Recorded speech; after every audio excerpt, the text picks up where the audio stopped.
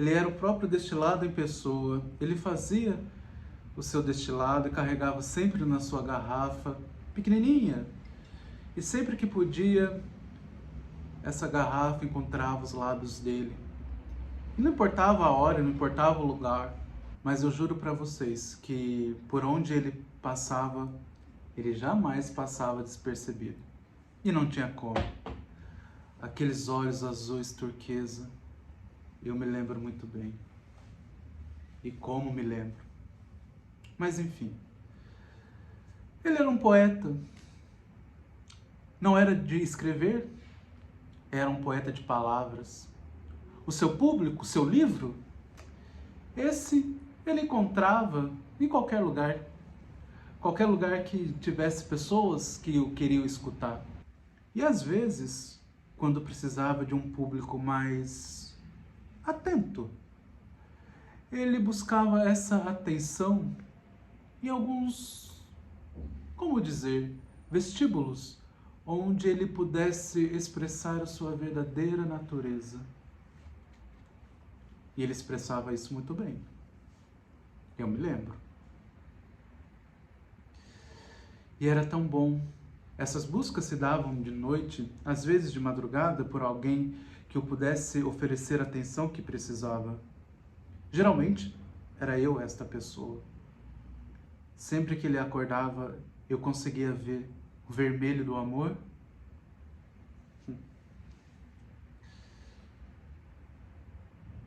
E o roxo da paixão.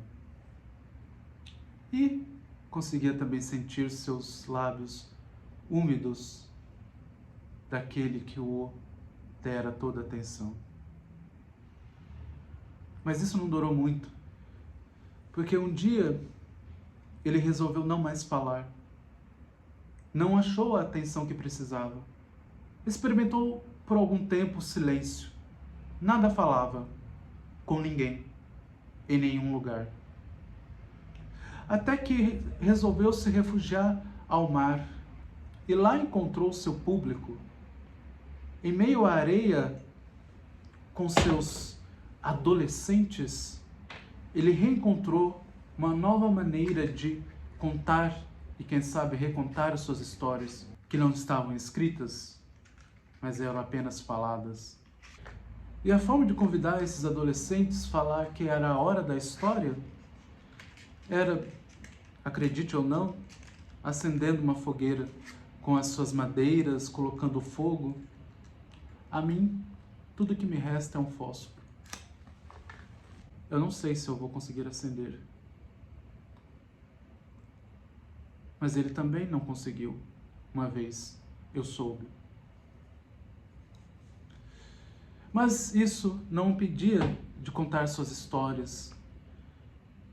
Houve uma vez que ele contou até o pôr do sol. E junto com suas crianças e adolescentes, ele apenas falava. E o tempo passava. E como o tempo passou. Foram assim 11 meses, 11 longos meses, até que o convidaram para não mais lá estar. Ele então sabia que havia, de alguma maneira, envelhecido. O tempo havia passado. E o tempo estava passando. Uma vez ele subiu na duna, e ao ver a duna ele conseguia ver exatamente a praia, o mar, onde ele podia contar essas histórias dele para suas crianças e adolescentes.